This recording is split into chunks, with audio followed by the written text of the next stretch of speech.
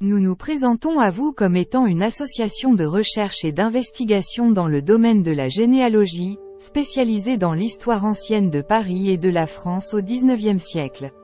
Dans la biographie d'Allan Kardec, que nous avons étudiée depuis 2017, nous nous sommes aperçus que ce que l'on pouvait trouver dans différentes archives en Suisse dans le canton de Vaud, mais surtout en France dans la région de l'Ain, du Rhône et de la capitale de la France, en l'occurrence la ville de Paris, soit les 4 endroits principaux où vécurent cette famille Rivail et Duhamel, ne correspondaient pas aux écrits des écrivains spirites tels Maurice de Lachâtre né en 1814 et décédé en 1900, Henri Sauce né en 1851 et décédé en 1928, dont ces écrits biographiques ont été préfacés soit par Léon Denis né en 1846 et décédé en 1927, ou bien par François-Marie Gabriel Delanne né en 1857 et décédé en 1926, qui furent pourtant des contemporains d'Allan Kardec, mais également plus proches de nous, des hagiographes comme André Moreil ou Jean Prieur etc.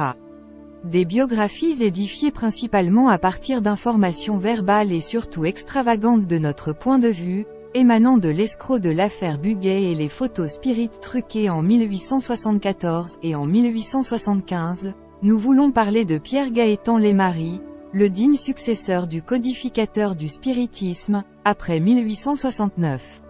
À moins que les spirites aient eu ces informations à partir de séances de table tournante ou émanant de divers somnambules ou médiums, ce qui ne serait pas impossible non plus.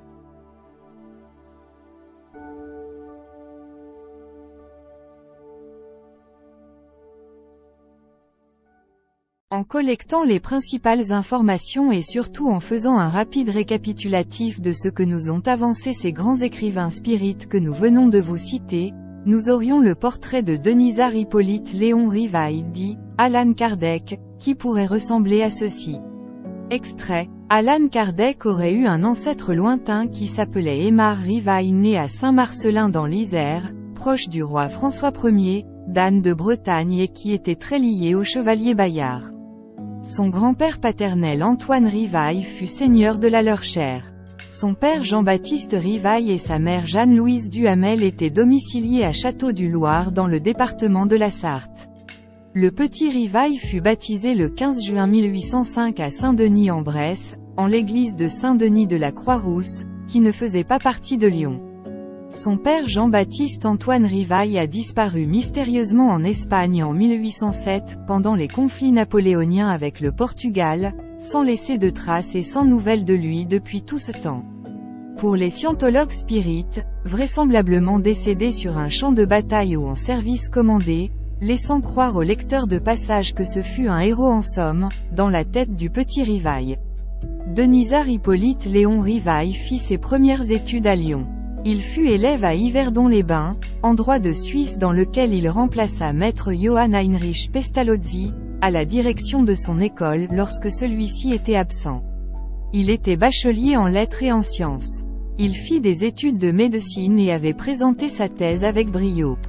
À 20 ans, il fut exempté du service militaire. Son institut rue de Sèvres ferma ses portes en 1834 pour faillite, à cause de dettes de jeu de son oncle François Duhamel qui était son bailleur de fonds. Il tint plusieurs comptabilités pour gagner péniblement sa vie et avoir une modeste aisance. En 1844, il collabora avec David Eugène Lévy Alvarez pour la création d'un institut. En 1849, Denisard Hippolyte Léon Rivail fut professeur au lycée polymatique dans lequel il faisait des cours de physiologie, d'astronomie, de chimie et de physique. Il publia des ouvrages adoptés par l'Université de France, visiblement jusqu'à la création de son mouvement en 1857, puisque tous ces écrivains spirites n'avancent rien d'autre que cela en matière de curriculum vitae. Nous n'inventons malheureusement rien concernant ce préambule, et vous pouvez d'ailleurs facilement vérifier ces écrits en tapant le nom de ces auteurs sur le moteur de recherche Google, ou en vous rendant sur les sites de scientologie spirit de toutes sortes. Il est bien entendu qu'il en va de notre notoriété de généalogiste chroniqueur de France. Au-delà de toutes ces brochures biographiques d'Allan Kardec, qui sont encore largement en vente de nos jours, au regard et à la compréhension des adeptes de ce précepte, ou bien même des curieux visiteurs encore non initiés, que ce soit sur le web ou bien même au sein d'associations spirites, complètement faussées du point de vue carrière professionnelle de cet homme ayant vécu au XIXe siècle, il existe cependant quelques rares associations spirites, qui arrivent à nous conter quelque chose d'un peu plus juste, mais cependant, dans des évidences tout à fait personnelles, ce qui est bien dommage du point de vue discernement. Par contre, ces quelques assemblées spirites, sont placées sur le web, comme notre biographie de ce personnage mystérieux, noyé au beau milieu de tout cet océan d'informations falsifiées, nous venant des responsables scientologues, qui trompent le lecteur de passage en recherche de la vérité absolue, ayant pour seul but de conduire l'internaute sur une route illusoire et ainsi l'éloigner de la réalité.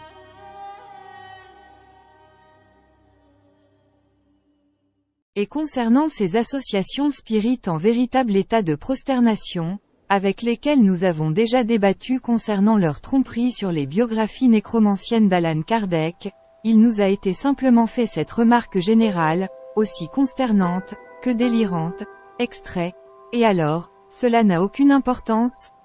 Ce qui est primordial dans le spiritisme c'est le précepte par lui-même, le reste n'étant pas essentiel. Si l'on veut comparer cette imbécile réflexion avec un tableau, afin de lui en donner une profondeur, il est bien certain que vu sous cet angle, le lecteur de passage sain de corps et d'esprit, en recherche de vérité absolue, aura compris que finalement, les scientologues spirites semblent plus intéressés par la finalité de l'ouvrage, plutôt que par sa conception en elle-même, et surtout par l'artiste qui l'a exécuté. En ce début de 3e millénaire, il est temps de vous livrer les hypothèses les plus plausibles, et d'approcher au plus près de la vérité, de ce qu'il s'est passé réellement dans la vie de ce personnage, avant la création de son mouvement qui se nomme encore aujourd'hui, le spiritisme. Dans nos différentes recherches et investigations dans des archives de toutes sortes et homologuées par l'histoire de France, voici le cursus et la carrière de ce personnage.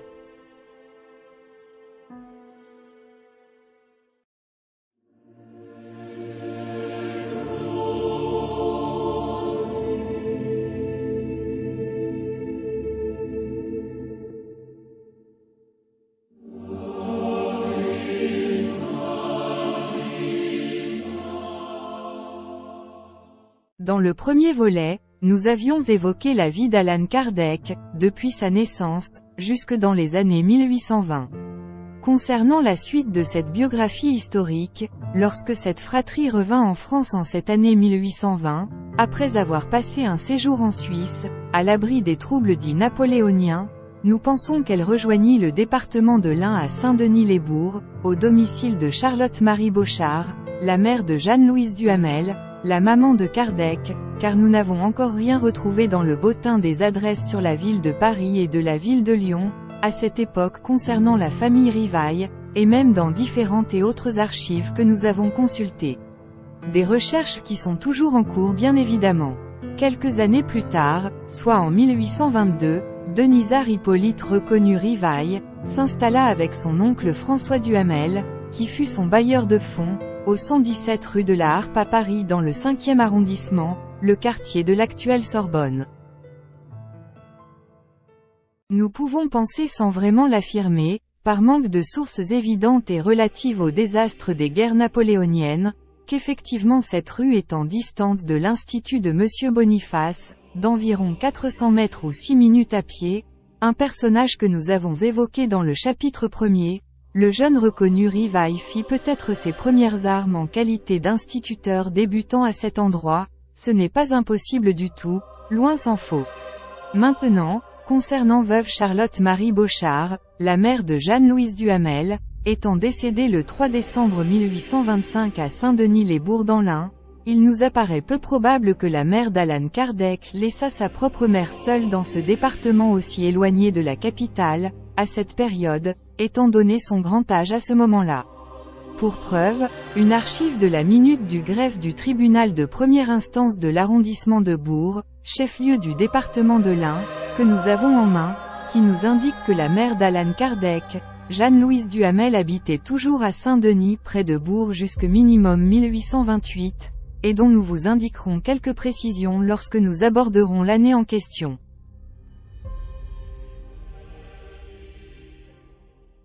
En 1823 vers le mois de février, Denisard Hippolyte Léon reconnu Rivaille, édita et publia un cours pratique d'arithmétique que l'on peut retrouver encore de nos jours, à la Bibliothèque nationale de France, et nous validons bien sûr. On se rend bien compte que toutes les premières années de sa vie à Paris fut consacrée à l'enseignement et à la publication de manuels scolaires, dans des domaines aussi variés que l'arithmétique, la grammaire, l'histoire ou l'orthographe. C'est vraiment le côté positif de ce personnage qui nous a intéressés nous autres généalogistes chroniqueurs.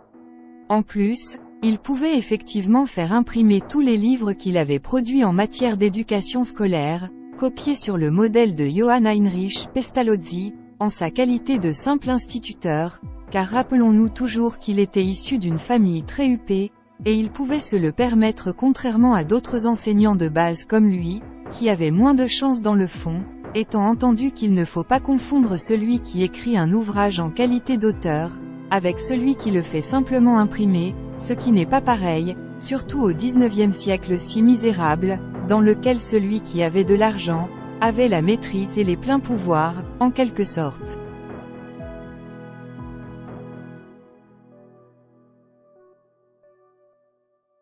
En 1824, Allan Kardec et son oncle François Duhamel s'installèrent à une nouvelle adresse, au numéro 9 de la rue Richer, dans le 9e arrondissement de Paris, quartier Faubourg-Montmartre. Par contre sur les écrits de Monsieur Henri Sauce, le référent de tous les spirites, forcément puisqu'il fut le contemporain de Kardec, et de ce fait, ses ouvrages biographiques qui sont encore largement en vente de nos jours, sont à boire et à avaler sans modération pour les Illuminati spirites de base, en état de contemplation. Voyons voir, ce qu'il avançait, mais il n'était pas le seul, malheureusement, extrait. La conscription l'ayant pris pour le service militaire, donc en 1824 année de ses 20 ans, il se fit exempter du service militaire et 2 ans après, en 1826, il vint à Paris pour fonder au 35 rue de Sèvres, un établissement semblable à celui d'Yverdun, très mal orthographié entre nous soit dit. Pour cette entreprise, il s'était associé avec un de ses oncles, frère de sa mère, qui était son bailleur de fonds. Vous pouvez très facilement retrouver sur le web, ou sur les sites de Scientologie Spirit ces informations, en tapant le nom de ses auteurs comme Henri Sauce, André Moreil etc.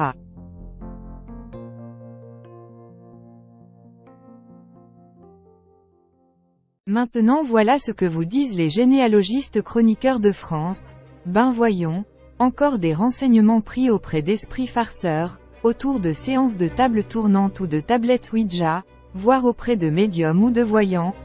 Mais mesdames et messieurs les spirites, cela faisait un certain temps que Allan Kardec était à Paris, figurez-vous. Il ne vint absolument pas en 1826, et surtout pas pour fonder au 35 rue de Sèvres un institut.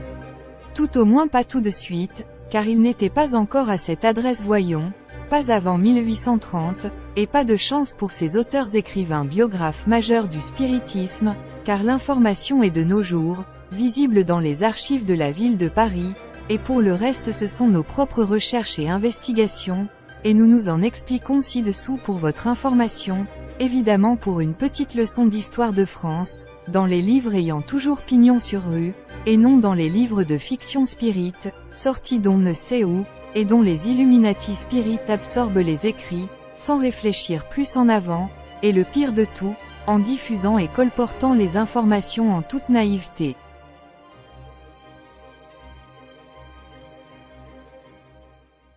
En octobre 1824, Allan Kardec avait alors 20 ans, la conscription l'ayant pris pour le service militaire, conformément à la loi Suchet en vigueur à cette époque, service national de 8 ans, il devint soldat sous le matricule départemental de la Seine numéro 1241 dans un premier temps, à la Garde nationale de Paris, au 1er bataillon de la compagnie de grenadiers, 11e Légion, située dans le quartier du 11e arrondissement de Paris.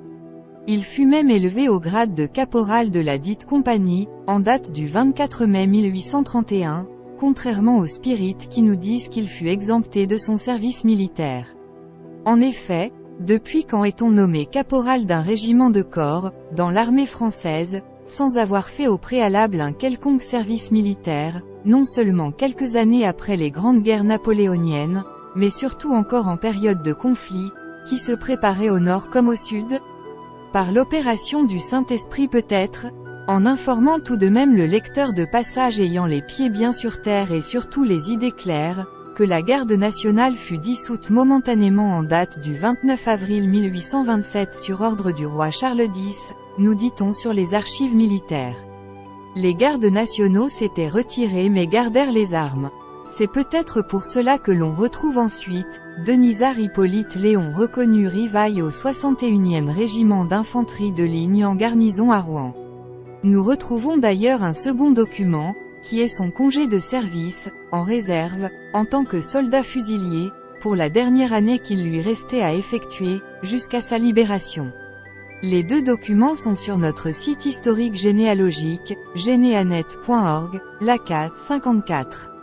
À noter que ce régiment faisait partie des armées du Nord et participa au siège, puis à l'occupation de la citadelle d'Anvers en décembre 1832. On pourrait bien se demander pourquoi les spirites du monde entier veulent à tout prix qu'Allan Kardec n'ait pas effectué son service national. Très certainement à cause de la période entre 1824 et 1832, dont les scientologues lui accordent l'exclusivité à lui seul, de toutes les productions d'ouvrages signés de sa main. L'avenir pourrait bien nous apprendre de nouvelles informations étonnantes à ce sujet, que nous n'avons pas encore mis au jour, et qui existent peut-être encore quelque part, bien rangées au fond d'un tiroir. Qui sait, à cette époque de grande misère générale sur l'ensemble de notre territoire de France, faut-il rappeler aux scientologues spirites en matière d'histoire, de ne pas confondre le petit instituteur de base, avec ses petits moyens, mais néanmoins ses propres idées et pourquoi pas géniales en matière d'innovation, qui aurait pu préparer et réaliser des ouvrages au service des chefs d'institution, mais qui n'avait pas forcément l'argent pour les faire connaître et surtout les imprimer lui-même, avec celui qui avait non seulement la notoriété auprès des grandes instances, en qualité de supérieur hiérarchique, mais également l'argent nécessaire pour payer les éditions aux libraires, donc tous les pleins pouvoirs en quelque sorte, et qui endossait bien souvent la paternité de ces ouvrages tant qu'à faire, surtout dans la première moitié du XIXe siècle, une période dans laquelle on se gardait bien d'homologuer systématiquement sur des livres, le nom de la personne précise qui inventait des manuels de cours pratiques, surtout si cela venait de la part d'un simple collaborateur. Le 6 août 1825 nous retrouvons sur les archives d'un article publicitaire du journal de l'imprimerie, la fondation et la direction d'une école de premier degré, à l'adresse de vie de la famille partielle Rivaille et Duhamel, située toujours au numéro 9 rue Richet à Paris. Le 31 août 1825, Allan Kardec prit une carte d'adhérent dans la Société d'encouragement pour l'industrie nationale sous le couvert d'un certain Monsieur Leblanc, une société savante qui fut créée le 31 octobre 1801 à Paris. Une fondation qui avait rassemblé un aréopage de hauts administrateurs et personnalités politiques, savants et professeurs, banquiers et négociants, industriels et grands manufacturiers. Elle a eu pour présidents successifs 4 hommes de premier plan. Jean-Antoine Chaptal de 1801 à 1832, comte de Chanteloup, chimiste, médecin et ministre de l'Intérieur sous le Consulat, qui donna son nom au terme de la chaptalisation, un procédé permettant d'augmenter par sucrage la teneur en alcool des vins. Le baron Louis-Jacques Thénard de 1832 à 1845, qui était chimiste français. Il fut professeur au Collège de France, à l'École polytechnique et à la Faculté des sciences de Paris, député puis pair de France, vice-président du Conseil royal de l'instruction publique et chancelier de l'université, grand notable sous la monarchie de Juillet. Jean-Baptiste Dumas de 1845 à 1864, qui était grand chimiste pharmacien, professeur et répétiteur à l'École polytechnique et titulaire de la chaire organique, à la faculté de médecine, ministre de l'Agriculture et du Commerce dans le gouvernement de Louis-Napoléon Bonaparte, puis sénateur lors du sacre de l'empereur. Et enfin, Alexandre Edmond Becquerel de 1864 à 1888, qui était physicien et inventeur. On lui doit l'effet photovoltaïque. Il s'intéressa à la phosphorescence, à l'étude de la spectroscopie, au magnétisme puis à la conductibilité thermique des gaz. Il prit la tête du laboratoire de recherche en physique du Muséum de l'École pratique des hautes études, membre de l'Académie des sciences et de la Royal Society.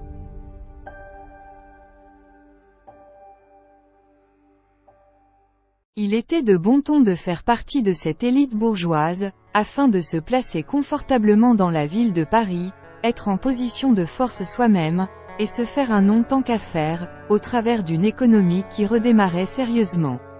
Et il y avait des affaires à négocier pour celui qui avait les moyens de s'engager au milieu de cette explosion industrielle naissante. À noter qu'au moment où Allan Kardec devint membre de cette société, l'histoire nous dit que le président Monsieur le comte de Chanteloup, Jean-Antoine Chaptal, était dans une situation très délicate en matière financière. Contrairement aux Illuminati spirites, le lecteur de passage ayant les deux pieds bien sur terre, aura compris que pour Kardec, ce fut simplement une carte de membre adhérent et gratifiant pour cette société, il ne va pas sans dire et vous l'aurez compris, non seulement qui n'a rien à voir avec son métier d'instituteur et d'enseignant, mais surtout en tant que notable, qui apporte des contributions avant tout, pour faire fonctionner cette assemblée qui avait besoin de fonds, mais également nous ne pouvons pas penser qu'il n'avait pas aussi encore des intérêts au sein de cette organisation. C'est une réflexion qui donne matière à de futures recherches, pourquoi pas, au risque d'être encore surpris. À noter que dans certains pays comme le Brésil par exemple, il faut vous dire que pour les spirites brésiliens, avoir été membre adhérent d'une quelconque société tout à fait ordinaire comme le fut Rivail en son temps en France, ces scientologues outre-Atlantique, confondent être simple membre adhérent, avec être diplômé en qualité de scientiste, ce que Rivail n'était en aucun cas, surtout dans une société dite savante dans laquelle il n'y connaissait absolument rien en matière d'industrie nationale, enfin voyons. En effet, au XIXe siècle dans notre pays de France, n'importe qui pouvait obtenir une carte d'adhérent, à la condition d'être nanti financièrement parlant, et rien de plus. Par contre ces cartes de membres honoraires étaient présentées à cette époque sous forme de brevets ou de diplômes, ce qui prête à confusion. En janvier 1828, la famille Rivail et Duhamel cédèrent l'institution de la rue Richet à un certain monsieur Sabatier, qui devint plus tard un des collaborateurs principaux dans les instituts du grand Lévi Alvarez, et qui fut cité dans la biographie de ce dernier, à l'opposé de Allan Kardec qui ne fut jamais son collaborateur enseignant, contrairement avec ce que nous disent les grands écrivains biographes spirites contemporains de ce petit instituteur sans diplôme connu dans le domaine de l'enseignement. Il fut seulement dans la production de livres scolaires, d'où la confusion des spirites en la matière. Cette famille Rivail et Duhamel s'implantèrent à une nouvelle adresse, dont nous avons retrouvé un document à la Bibliothèque nationale de France, qui nous indique que Kardec et une partie de sa famille, en l'occurrence son oncle François Duhamel qui fut son bailleur de fonds, fondèrent une nouvelle école de premier degré, certainement un peu plus grande que la première, située au numéro 65 de la rue Vaugirard à Paris, dans le 6e arrondissement, dans le quartier Odéon, Notre-Dame-des-Champs. Il fut chef d'institution sur le papier comme on dit et sans enseigner, puisque toujours soldat.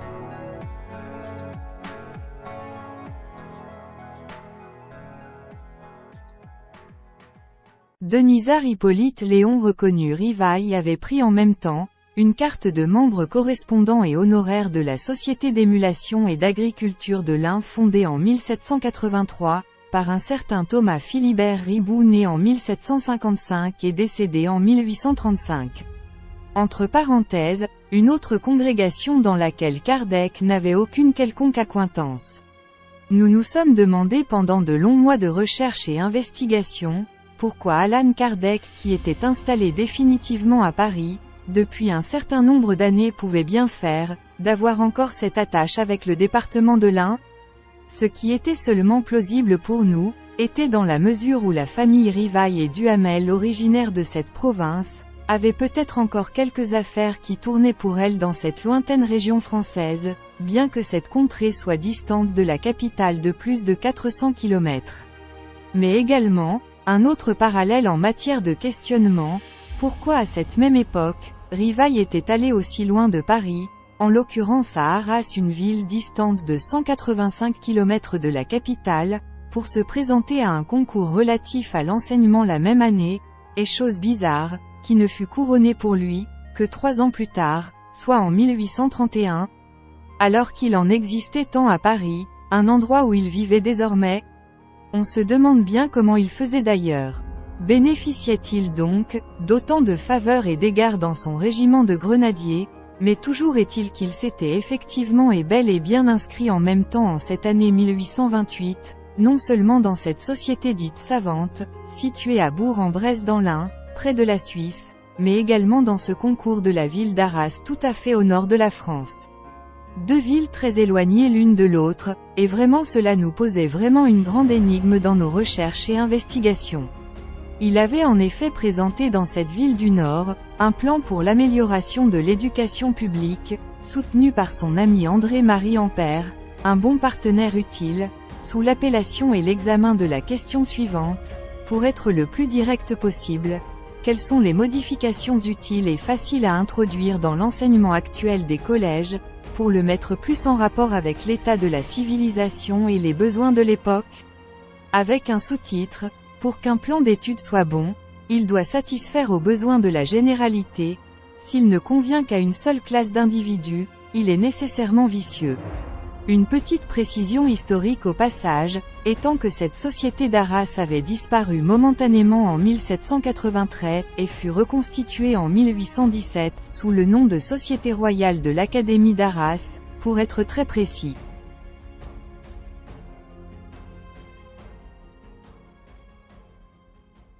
Il est intéressant en effet de s'arrêter un instant sur ce monsieur Thomas Philibert Riboud à plusieurs titres. Il vous faut savoir que cet homme était un homme de loi, avocat au Parlement de Dijon, procureur du roi au présidial de Bourg-en-Bresse, et président honoraire de la Cour royale de la ville de Lyon.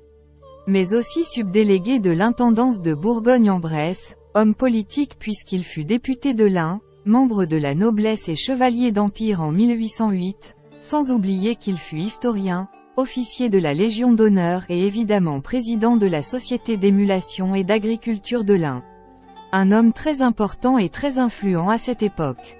Vous pouvez vous imaginer un tel personnage de nos jours, et quel rang dans notre société pourrait-il avoir? En plus, vous devez certainement penser que ce n'était pas monsieur tout le monde qui pouvait fréquenter une telle personnalité, une fois de plus. Il fallait être soi-même de lignée noble ou très bourgeoise pour pouvoir espérer approcher et être dans les petits souliers d'un tel personnage. Certains spirites avouent aujourd'hui à voix basse, que cet homme était également franc-maçon, mais nous généalogistes chroniqueurs ce n'était pas cela qui nous importait le plus dans nos recherches, la belle affaire. Nos investigations concernant ce Thomas Philibert Riboud originaire de l'Ain, nous conduisait à cette information extraordinaire qu'il fut également membre correspondant et opérant de l'Académie royale d'Arras, comme par un curieux hasard.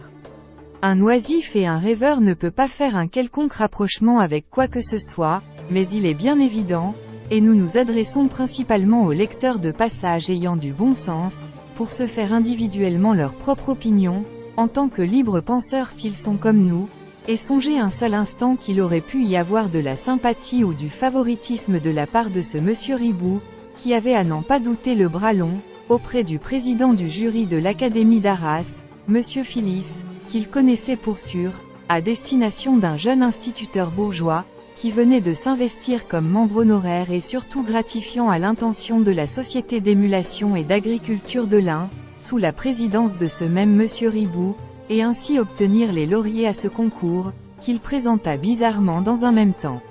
Bourg-en-Bresse et Arras, 2 endroits en dehors de la capitale, totalement opposés géographiquement parlant, puisque villes distantes de 650 km l'une de l'autre, mais qui ont un même point commun et une connexion frappante dans la vie de Denisard Hippolyte Léon reconnu Rivail. En plus, ce lien que nous faisons est d'une telle logique et simplicité, qu'un enfant tout juste en âge de raison, pourrait aisément comprendre et nous en sommes désolés pour le monde de l'occulte. Les spirites en état de contemplation sont une fois de plus, dans le vent, à côté du sujet, est complètement largué concernant nos informations dont il n'arrive encore pas de nos jours et en aucun cas, à faire le moindre rapprochement et raisonnement d'un événement à un autre, mais tellement évident par rapport à ce que nous venons de vous évoquer, avec une certaine pertinence. Mais encore une fois, chacun est libre penseur et surtout peut vérifier toutes les informations que nous venons de vous évoquer.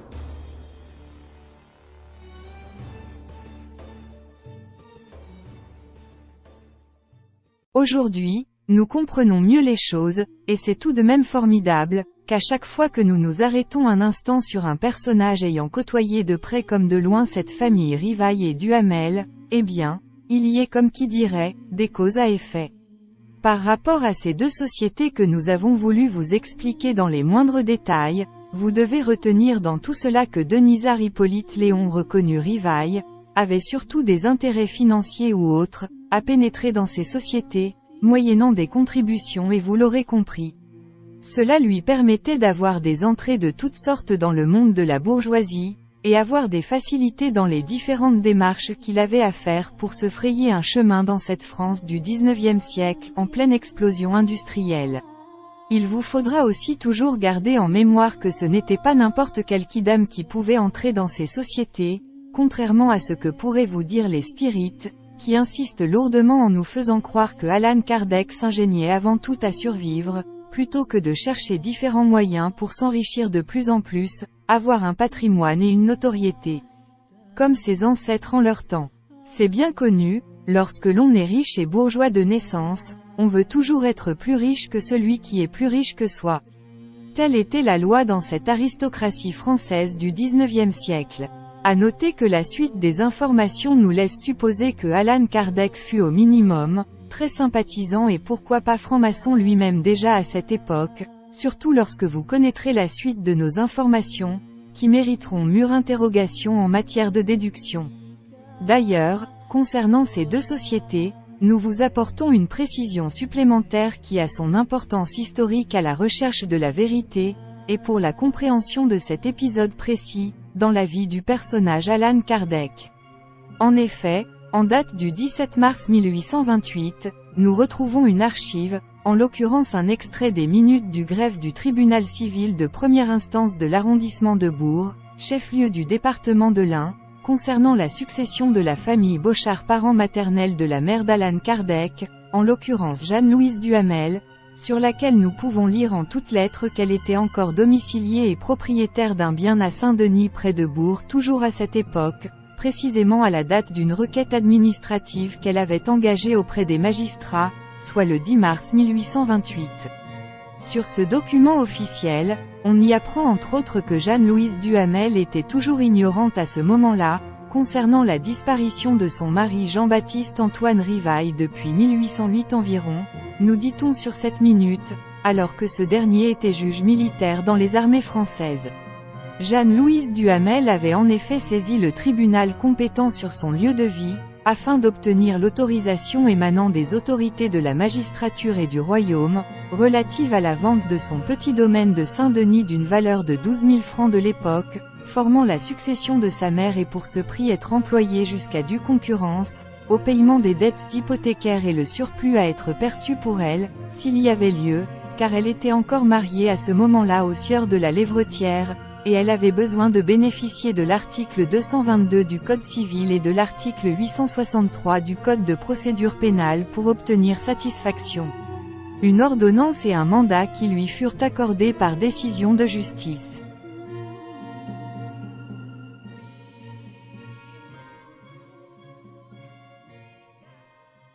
Donc, nous pouvons dire qu'après cela, Jeanne-Louise Duhamel rejoignit son fils Denisard Hippolyte Léon et son frère François Duhamel, qui se trouvaient à Paris, après avoir pris soin d'inscrire son fils dans cette société savante d'émulation et d'agriculture de l'Ain fondée par ce Thomas Philibert Riboud tant qu'à faire, et nous comprenons mieux ainsi la manœuvre, présentée sous cet angle nouveau. Vous pouvez retrouver cette archive historique de requêtes administratives en 10 feuillets, sur notre site généalogique, geneanet.org, la case 54, dans les documents relatifs à la mère de Jeanne-Louise Duhamel. Nous voulons bien sûr parler de Madame Charlotte Marie Bochart, dont le lien vous est rappelé sur notre commentaire épinglé. Le 13 décembre 1829 nous retrouvons Allan Kardec, qui prit une nouvelle carte d'adhérent comme membre de la Société grammaticale. C'était une société qui fut fondée le 27 octobre 1807 par Urbain d'Omergue et qui disparut en 1843, donc une durée d'existence assez courte. C'est vrai qu'il s'agit du domaine de l'enseignement, mais décidément, il était aussi en recherche évidente de reconnaissance. Ce qui intéressait ces petites sociétés était avant tout, les contributions en matière de dons de ses membres honoraires, et ils en avaient besoin à l'époque, pour essayer d'exister. Il est vrai que Denisard Hippolyte Léon reconnu Rivaille avait en plus, les moyens d'en faire partie avec la fortune familiale, ce qui le rendait très attractif auprès des présidents de diverses sociétés, dans ce XIXe siècle. Nul doute qu'il y avait quelque chose à gagner pour lui, dans tout cela. En 1830 sans que l'on sache à quelle date précise, Kardec fit imprimer et diffusa sous sa signature une traduction en allemand de Télémaque, Les aventures du fils d'Ulysse à la recherche de son père, du théologien et homme d'église français François-Armand de Senlignac de la Motte Fénelon dit Fénelon, né en 1651 et décédé en 1715. Un livre considéré comme une critique de la politique de Louis XIV. Ce qui ne veut absolument pas dire que c'est Allan Kardec qui traduisit lui-même ce texte en langue allemande, car il était encore et toujours au service de l'armée française à ce moment-là. Par contre, pour lui, ne commençait-il pas à s'intéresser indirectement déjà à cette époque-là, au travers de la transcription de cet ouvrage, qui n'a rien à voir avec les mathématiques, la grammaire etc., au monde du théâtre et des spectacles en tout genre par hasard? On peut se le demander. Une petite parenthèse historique pour vous dire que le dernier livre de l'Émile de Rousseau, dans lequel l'éducation d'Émile tira à sa fin alors qu'il rencontra, courtisa et épousa Sophie, reposa sur des allusions répétées aux aventures de Télémaque, sans oublier qu'au XIXe siècle, l'allemand devint la langue du commerce par excellence. Avec le règne de l'Empire austro-hongrois en Europe centrale, l'allemand étendit son affluence dans de nombreuses villes, Prague, Budapest, Bratislava, Zagreb et Ljubljana. Par contre, nous ne comprenons pas bien pourquoi cette traduction de Télémaque dans cette langue en 1830 dans notre pays de France, si ce n'était en prévision de l'école de commerce et d'industrie que la famille Rivaille et Duhamel projetait de créer l'année suivante.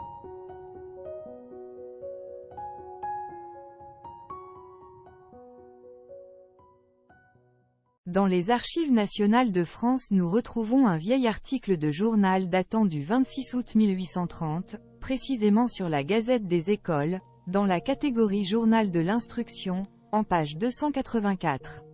Dans la rubrique des divers et des variés, nous pouvons lire, extrait. Le jour de l'audience que le roi a accordée à la députation des chefs d'institution et maîtres de pension, 1-2, Monsieur Rivaille, a présenté à SM des considérations sur l'instruction publique. On soupçonne qu'une des poches de l'habit de Monsieur Rivaille était grosse d'un projet de loi sur l'université, qu'il aurait présenté également, s'il avait eu l'assentiment des autres chefs d'institution. Monsieur Morin a été rendre individuellement des hommages au roi, dont il a l'honneur d'être connu. Grâce à cet écrit de quelques lignes dans la catégorie divers, une association spirit de nos jours, que vous pouvez consulter sur le web, et qui se prétendent être des chercheurs et investigateurs avertis, dans le domaine de l'histoire, en déduisent que M. Denisard Hippolyte Léon reconnu Rivaille avait non seulement rencontré en personne le roi Louis-Philippe en 1830, mais d'après les scientologues en état de béatification, ils nous disent dans ces reportages occultes, que cela donne la mesure à laquelle Rivaille était reconnu dans le domaine de l'éducation à l'époque. Bien sûr, notre point de vue est différent ne serait-ce que par la simple analyse de ce petit résumé pourtant très explicite. On voit très bien que Allan Kardec était bien sûr dans cette assemblée, mais on devine qu'il était placé au beau milieu de ses nombreux collègues et on distingue clairement sur cet article, qu'il se plia aux remarques de ses camarades, puisqu'il n'avait pas l'assentiment de ses autres confrères chefs d'institut pour présenter un projet de loi sur l'université. Très certainement que son idée ne tenait pas la route aux yeux de ses acolytes, allons voyons. Et ce n'est pas Rivaille le petit instituteur, noyé dans cette séance, qui rencontra le roi Louis-Philippe en personne, C'est Monsieur S. Morin qui avait été rendre tout seul des hommages au monarque, dont il avait l'honneur d'être connu. Rivaille n'étant qu'un simple numéro au cœur de toute cette délégation de chefs d'institution, mais aussi de maîtres de pension, et ce texte émanant de ce journal ne veut absolument rien dire en matière d'une quelconque reconnaissance dans le domaine de l'éducation à l'intention de Kardec. Enfin voyons, c'est aussi clair que cela.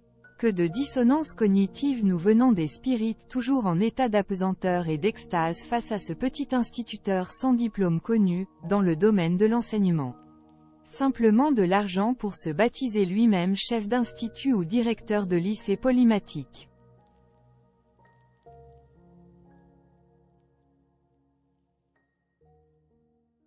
C'est également en toute fin de cette année 1830 que la famille Rivaille et Duhamel signa un contrat de location avec les Jésuites de France, une congrégation catholique masculine dite Compagnie de Jésus, pour une durée de 14 ans, jusqu'en 1844, dans l'objectif de créer une école sous le modèle de l'Émile ou de l'Éducation, relatif à un traité d'instruction de Jean-Jacques Rousseau publié en 1762. Ce bâtiment se situait à hauteur du numéro 33 à 35 rue de Sèvres dans le 6e arrondissement de Paris, quartier Notre-Dame-des-Champs, Saint-Germain-des-Prés. C'était une maison assez bourgeoise qui servait de maison professe aux pères jésuites depuis son acquisition définitive par ces derniers, en date du 1er octobre 1821 exactement. Un bien qui leur appartenait et qui fut authentifié par devant maître Chapelain, notaire de son état, 13 rue de la Tissonderie à Paris, d'après une vente conclue par messieurs Nicolas Jourdain, Genesot et Roncin le 6 septembre 1821 pour entrer en possession le 1er octobre 1821, archivé sous le numéro 2322. Cette fois-ci, toute la famille demeura sur place. Au moment de cette fondation, Denisard Hippolyte Léon reconnu Rivaille était toujours en position sous les drapeaux, mais il fut nommé chef d'institution par la législation de l'époque. Nous pensons à ce moment-là que c'était en prévision de sa future libération de ses obligations envers la nation, et c'était son oncle François Duhamel qui fut son bailleur de fonds comme toujours, en pareilles circonstances. Vous le constaterez formellement dans le chapitre suivant, et décidément les scientologues spirites continuent même encore de nos jours, à nous dire des fausses indications sur Allan Kardec, dans le cours de sa vie. Il semblerait que cela fasse partie intégrante de leur façon de dire les choses comme étant naturelles pour eux, à moins qu'il s'agisse vraiment de personnes atteintes de dissonance cognitive, ce n'est pas possible autrement. Sachez que de notre côté, nous essayons toujours de vous apporter la juste lumière et de ce qu'il y a de plus crédible, en considérant que nous n'avons pas encore retrouvé toutes les informations concernant cet homme, qui sont contenus quelque part dans nos archives nationales de France, étant toujours en recherche et investigation constante depuis 2017, et toujours à l'écoute du moindre indice nous parvenant de tous côtés, mais si utile pour transmettre la connaissance à l'internaute, pour l'histoire.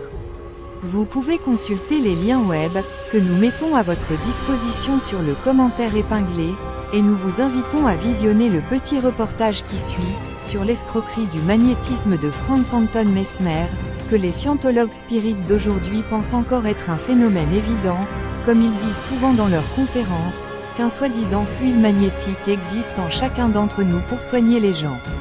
Un prodige qui n'existe absolument pas, sauf dans l'esprit des rêveurs en état de lévitation, mais cependant un mirage qui fit littéralement tourner les têtes du tout Paris au milieu du XIXe siècle. Une réalisation vidéo par notre mentaliste et hypnotiseur de cœur, nous voulons parler de Monsieur Cyril Dose.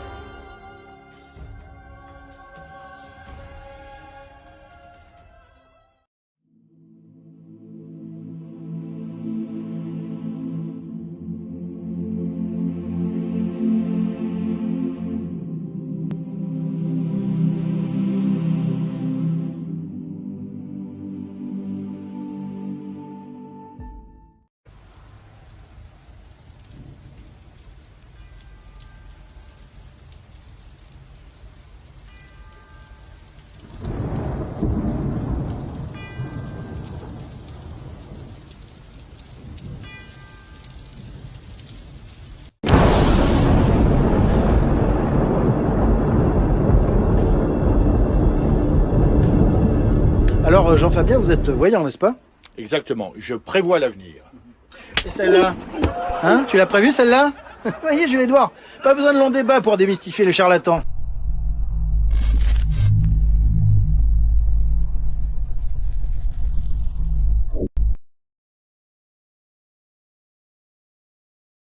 Bonjour à tous. Alors, on va parler sur cette vidéo du magnétisme. Oh oui, oh que oui, vous avez été très nombreux à m'avoir parlé du magnétisme. Accessoirement un peu des guérisseurs et aussi des barreurs de feu. Et pour pouvoir parler du magnétisme, ça tombe bien, on va parler de l'hypnose. Vous allez me dire c'est quoi le lien entre le magnétisme et l'hypnose? Et bien vous allez vite comprendre. Et ça tombe bien parce que l'hypnose, c'est un peu ma paroisse, c'est mon domaine de compétence. Ça fait plus de 10 ans que je fais de l'hypnose de spectacle et aussi de l'hypnothérapie. Et donc pour pouvoir parler du magnétisme, il faut remonter loin en arrière, c'est à savoir au XVIIe siècle. Et on va parler d'un fameux docteur, Anton Mesmer. À pas confondre avec Mesmer que vous voyez à la télé. Là, il y a qu'un S. Hein, et s'il vous plaît, vous m'arrêtez de me parler de Mesmer qu'on voit sur TF1. Bref, on va monter au XVIIe siècle. En effet, c'est en 1766 que le docteur Frank Otto Mesmer soutient à Vienne une thèse intitulée De Planetarium Influctus in Corpus Humanus. Alors c'est une théorie sous laquelle, effectivement, tous les corps vivants sont soumis aux astres par l'action d'un fluide magnétique universel à répondre. Et donc, la maladie sera effectivement la conséquence d'un déséquilibre de ce flux. Qu'à l'époque, on parlait pas du tout de la médecine comme on la connaît aujourd'hui. Hein, on parlait effectivement plus du spiritisme, du diable, etc. Hein, il faut vraiment bien situer l'époque d'aujourd'hui. Hein, de l'époque. Et donc Mesmer est convié effectivement à donner sa théorie à l'Académie des sciences de Munich. Et puis entre guillemets, Mesmer il est là par rapport à un certain abbé qui fait donc un exorcisme. Il décortique un petit peu la science, il regarde ce qui se passe et il en conclut qu'il n'y a pas forcément la manifestation du diable ou quelque chose comme ça, mais qu'en fin de compte c'est la présence de l'abbé, une forme d'aura de l'abbé qui effectivement a un pouvoir sur le sujet. Ce qu'on va appeler par la suite le magnétisme. Et donc ça change tout. C'est-à-dire que le pouvoir à l'époque n'est plus dans le démon, mais dans le praticien. Le pouvoir, c'est dans les mains du praticien. Et à l'époque, ça c'est entre guillemets révolutionnaire. Donc voilà, donc il commence à se faire connaître par rapport à sa théorie. On raconte aussi qu'il a commencé même à rapprocher les milieux au niveau de la musique, en l'occurrence même Mozart. Et on raconte aussi effectivement qu'il a pu soulager effectivement les maux d'une musicienne qui souffrait de cécité. Et on raconte même qu'effectivement ses parents étaient même un petit peu gênés que l'enfant était entre guillemets guéri. Parce qu'il touchait une pension entre guillemets d'invalidité par rapport à la musicienne, et ça c'était plutôt dérangeant. Et puis donc pas loin d'un scandale, donc Mesmer quitte donc Vienne en 1777 pour partir à Paris. Et il commence même à écrire un ouvrage sur donc, le magnétisme animal. Et donc Mesmer commence à pratiquer de plus en plus et à améliorer sa technique. Il commence à faire ce qu'on appelle des passes magnétiques, une sorte de passe sans toucher le corps de l'autre, censé effectivement créer un fluide animal et guérir effectivement les sujets. Et puis ça va même très dans le folklore. Hein. Il crée aussi une sorte de cuve en cuir avec des cornes, où à l'intérieur il met de l'eau, des éléments de fer, etc. Donc les patients tiennent les cordes. Lui, il se balade dans la pièce, il fait ses passes magnétiques. On arrive à des transes, comme ça. Et puis donc il y a des pièces à l'extérieur où les pièces sont un petit peu molletonnées avec des matelas, etc. Et on peut continuer effectivement entre guillemets, à faire des trans, on verra des trans hypnotiques entre guillemets, par la suite. Il y a de la musique très étrange, voilà. On est très dans le folklore, voilà, c'est très différent de ce qu'on peut voir aujourd'hui avec le magnétisme aujourd'hui. Mais voilà, il y a un côté très théâtral dans ce que pratiquait effectivement Mesmer. Et puis donc effectivement, comme il y a un côté très folklore, dans ce qu'on va appeler le mesmérisme, commence à grandir sur Paris.